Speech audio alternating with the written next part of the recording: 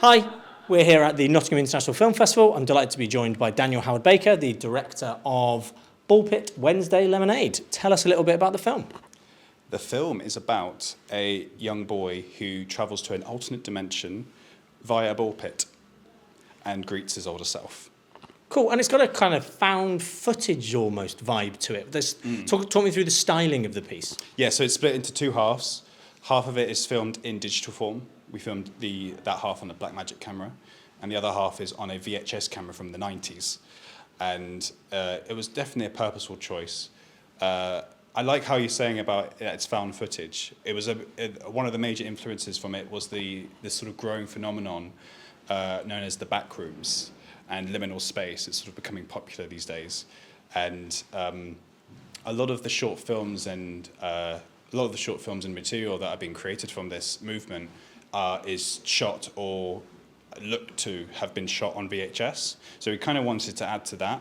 It sort of portrays a sense of nostalgia, quite obviously, and also give it it was unsure what time period we were going to set it in, because the VHS restricts it to the 90s, 80s when it was most popular.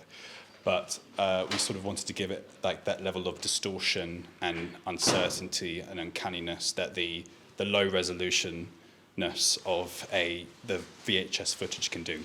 Yeah, and you get that real contrast between the sort of grittiness of the VHS footage and the cleanness of the digital footage as well.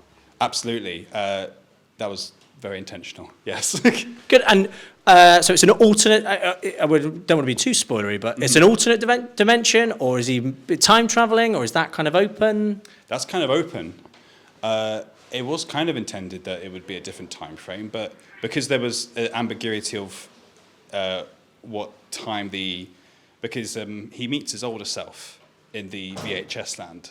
So that implies that his older self is in the 90s or 80s, because that's when that look of the VHS was most popular. But I didn't see it that way. We never saw it that way.